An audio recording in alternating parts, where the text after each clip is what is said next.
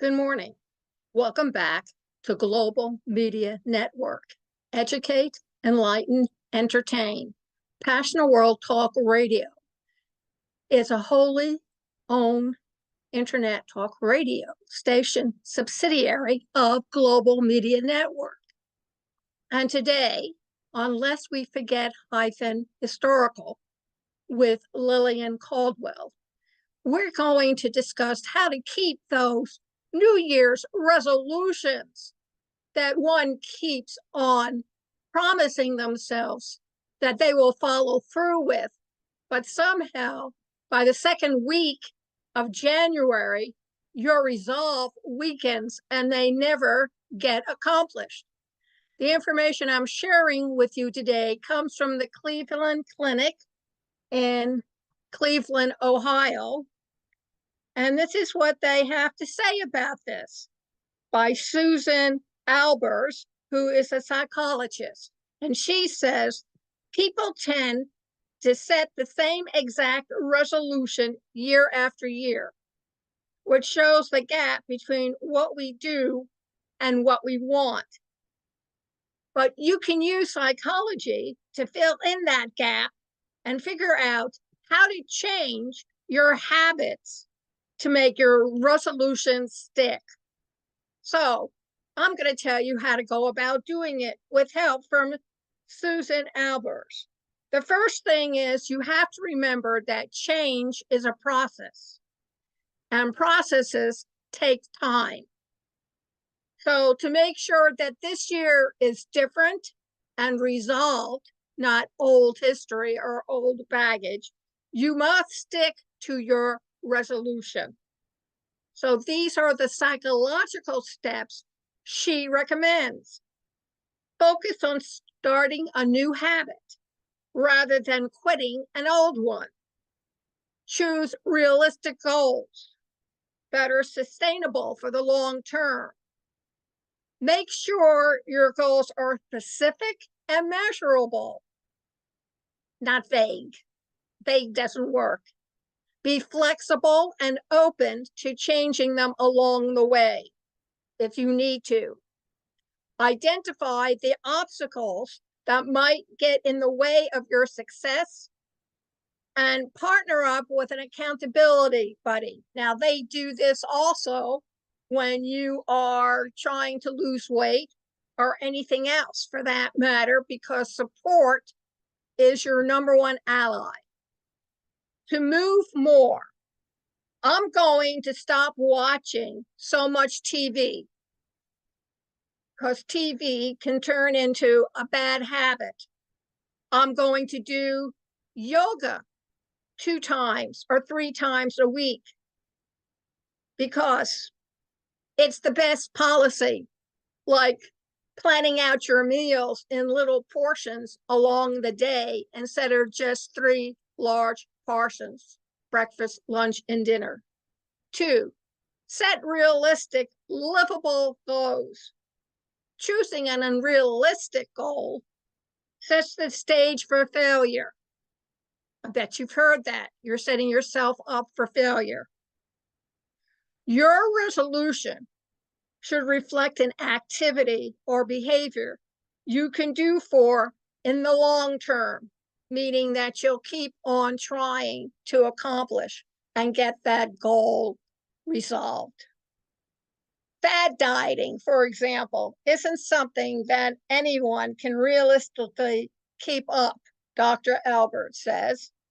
You're better positioned for success if you focus on something like mindful eating, where you can focus on sustainable behaviors based on food choices, how and when you can eat. And the same holds true for other types of resolutions. For example, if you're brand new to working out, don't start with a grueling new routine like 75 hard, but instead commit to 30 minutes of exercise 3 times a week. If you're trying to scale back on going out to eat, you're probably not going to stick to a promise like, I won't eat at restaurants at all this year. But you may have an easier time if only going out to eat 3 times a month. If you haven't read a single book in years, you're not likely to achieve a lofty goal of finishing 50 books for 2024. 5, though, is probably well within your reach. Give yourself some wiggle room and be willing to adjust your goals as needed. If, for example, you resolve to exercise 20 minutes every day, but today happens to be the busiest, most chaotic day ever, don't beat yourself up about you're not going to do 15 or 20 minutes. Just do 5 or 10 minutes. Be flexible and forgiving of yourself. Dr. Albers says that can help you avoid feeling frustrated later. Identifying obstacles. Consider what's likely to get into your way of achieving your resolution. You probably already know what your potential gain pain points are, whether they're physical obstacles, not having enough time, or emotional obstacles like fear. Sometimes the solutions are practical ones. If you're trying to order takeout less often or scale back on your social media use, delete the apps from your phone. If you never want to exercise by the end of the day, start doing morning workouts. I do stretches, 10 minutes in the morning and in the evening before I go to bed. You get the gist. But if your obstacles are of the mental and emotional variety, you may have to put in an extra effort to bring a healthy mindset to your new healthy habits. If you're prone to negative thinking, get into doing positive affirmations. It works. You attract more positivity in your life if you're thinking positive thoughts than if you keep yourself confined to negativity. If you're hard on yourself about perceived failures, practice self-compassion. Your compassion with your family and with your friends, whilst now it's time to be compassionate about yourself. If you hate that you're not seeing results, work on dealing with perfectionism. We all have a streak of it. I have a son who's a famous artist, and when he went through school, he kept on throwing out all his paintings and drawings that he didn't consider perfect. And he got into a lot of trouble for it because he never turned in assignments. Well, you don't have to be that way. Set your phone or calendar to send push notifications reminding you of your goal. We have the push notifications. Every time something's added, my messenger goes ding, and it tells me that something has come in from a retailer trying to sell me stuff I don't need. Add your goal to the to-do list along with your chores and errands. Track your progress. Keep data to help you track your progress, but it can also help you on days where it's not going well, says Dr. Albers. Looking back over time to see how you're doing can help keep you motivated. She suggests keeping a journal or tracking your progress on an app. If your goal is focused on exercise, for instance, there are numerous apps to log your activity. Ditto for food-based resolutions. But you don't necessarily need a solution that's specific to your resolution. Try a habit tracking app or journal to make it easy to keep track of what you've been up to. Try setting an intention instead of a resolution. There's something to be said for setting specific goals, but there are other ways to focus on self-improvement as well. If you're not in the mood to pick a New Year's resolution in the traditional sense, Dr. Albers says, you could try to set an intention instead. This might include, for example, I want to be more positive, or I'm going to be more adventurous.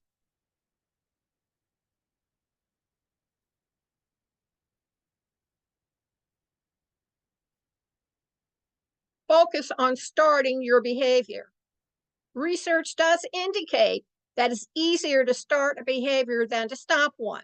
So instead of resolving to quit something, resolve to begin doing something else. This is called an approach goal versus an avoidance goal. If you want to eat healthier, for example, your resolution could be to increase your fruit and vegetables intake rather than avoid processed food or to cut out sugar, Dr. Albers explains.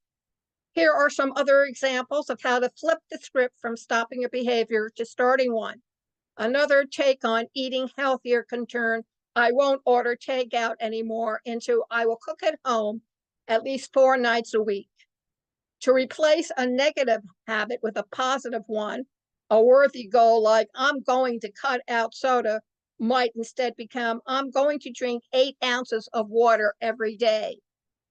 Vague goals like exercise more, drink less, and cut back on sugar are impossible to quantify.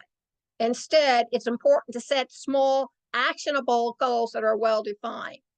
Resolutions should be concrete. Instead of making a broad resolution to exercise more, make a specific goal that you want to walk for 20 minutes a day. Give yourself an achievable target. Have you heard of SMART goals? This acronym helps you set and achieve goals that are S, specific, M, measurable, A, attainable, R, relevant, T, time bound. When you're choosing to come up with your New Year's resolutions, set yourself up for success by choosing a SMART goal from the very start. I want to thank everyone for joining us this year of 2023 and hope you continue coming in and listening to our programs. You can see this video and hear it all over again, of course, on our blog at https://passionateworldtalkradio.com. Also on youtube.com/PWR network _PW Talk Radio and PW Network LLC.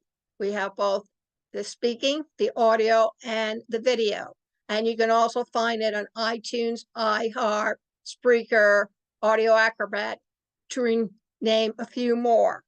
Next year, 2024, we want to hear from our listening audience. Please text us with suggestions of what you would like to hear about Lest We Forget -historical.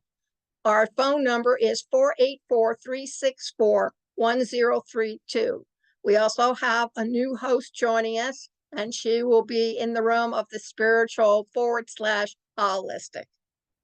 Please come and join us again, and a happy new year from Passionate World Talk Radio, a wholly owned subsidiary of Global Media Network, LLC.